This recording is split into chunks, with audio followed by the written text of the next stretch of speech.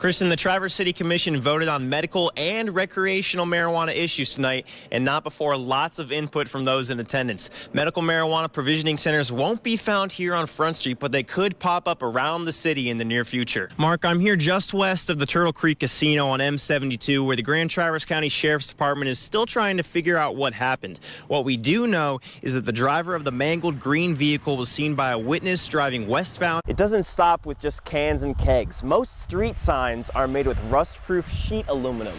So it could be getting more expensive for municipalities to just tell drivers the speed limit or when to stop. I'm right off of M22 here, where an ambulance was involved in an accident. What happened was there was a car driving on M204 here that tried to stop at the stop sign, failed to stop obviously, and slammed right into the front right tire of the ambulance. Now a local organization has taken the initiative to help get rid of all the trash that stays in the water after the boats have left. Lisa says that twins do run in the family, but she never expected to be welcoming grandkids on the same day from different sons. Mark and Kristen, the FAA arrived just moments ago here at the crash site to try to figure out a little more what happened. As you can see behind me, a tarp has been put over the plane because the bodies are still inside. According to the FAA registry, the plane is a single-engine experimental aircraft called a Kit Fox V and is registered to a man in Indiana. Dylan Caswell was working nearby when he heard the plane go down. I looked over and that's when I seen that plane sitting there smoking, and the first thing that I thought was that's way too big to be a model airplane.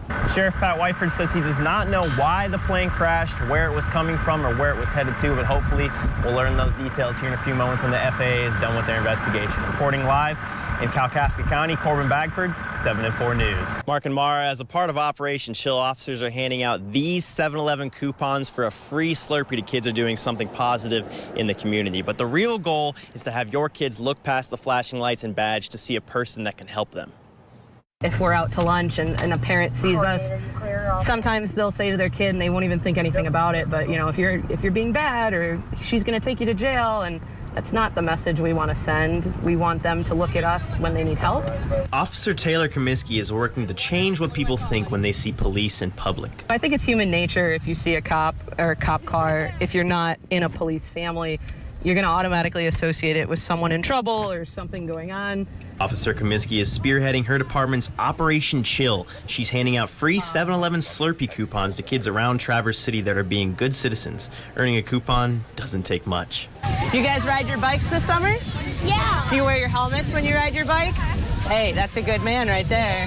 Whether it's handing out coupons or Traverse City police stickers, she wants kids in the community to know she's a resource and a friend in times of need. You guys know what number to call if you ever need help? 911. Smart. You can check out the cop car too if you want. Some were more willing to get close to the law than others. Doesn't end in going to jail. You can go in the back seat if you want to. Yeah, absolutely, buddy. Officer Comiskey believes that these small interactions can make a big difference in how kids view law enforcement. One police officer can make a poor choice, or even maybe the right choice, but it doesn't look great, and that is going to disseminate within 10 seconds. And all of a sudden, you know, especially kids, they're so malleable, their minds and how they're forming opinions on the world. They could have a bad impression of a police officer and never have had an encounter with a police officer. They're good tickets, though. Thank you. You're welcome. Officer Comiskey believes that community policing like this is not only good for the public, but also for the officers who get a little time to focus on the good things going on around town. Live in Traverse City, Corbin Bagford, 7 and 4 News.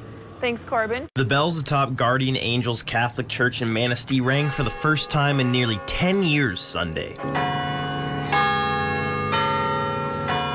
The afternoon concert was the first event at the church hosted by the Guardian Angels Historic Preservation Project. The project's goal is to get the church on the National Registry of Historic Places. Matt Lamore is a part of the Preservation Project's committee and has made it a mission to get this building that distinction. We already had a sense that we weren't the only people who cared about making sure this church remains a part of this town. It's an icon in the community. It's architecturally and historically significant. We've got hundreds of people here today. They're all appreciating how unique it is. The church is only open for limited use now after Manistee's 3 Catholic churches were consolidated to a different parish. So when it's open, people love to take a look at its beautiful interior and take a picture. It's not often that you see such a beautiful Catholic cathedral preserved so well. The bells sound great from a seat in the surrounding neighborhood, but they sound a little different at the source. The Guardian Angels chimers worked together to play the bells from 50 feet beneath the steeple's tower. The whole neighborhood, has told us even when we were practicing how much they enjoyed hearing the bells again, and we were a little taken aback by that because we made a lot of mistakes at first. And they still liked it. And they still liked it. The Preservation Project has already filed an application for that national distinction and is gathering additional support from the community as it continues to maintain the building. You are not going to see a church built like this probably ever again.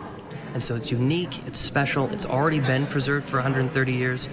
We need to get it through another 130. In Manistee County, Corbin Bagford, 7 and 4 News. What's going on? I'm Corbin Bagford. Friday nights in November are when legends are born on the gridiron, and we had teams around the tri-state hoping to write their way into the history books tonight. We have a lot to get to, so let's start in Ohio. Division I, the defending state champions St. X Bombers taking on Coleraine yet again. These two have matched up in 7 of the last 8 postseasons. That's 86 yards, putting South Gallia on the board. And after a run like that, what do you need? Water, of course. The Cats boast the second best scoring defense in the MAC, but will need to be on their A game tonight in order to slow down the Chippewas' Marcus Keene. Keene is the NCAA's leading scorer this season, averaging over 30 points per game. Tip-off is just a few minutes away in the convo at 7. I'm making my way over there. I'd recommend you do the same. So Bengals linebacker Vontaze Burfict was ejected last week in Tennessee for making contact with an official.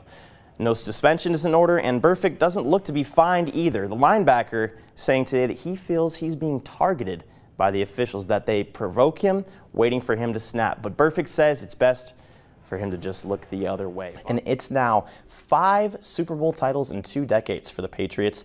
After coming back from 25 points down to defeat the Falcons on Sunday, the Pats championship parade took a victory lap through Boston today. And it was a high of 42 degrees and raining today in Boston, but that did not stop the New England faithful from celebrating with their team, something they've gotten to do a lot. That's now 10 Boston sports championships since 2000. I just wish they would share a little bit with my teams. That's it for sports, though. Back to you, Mackenzie.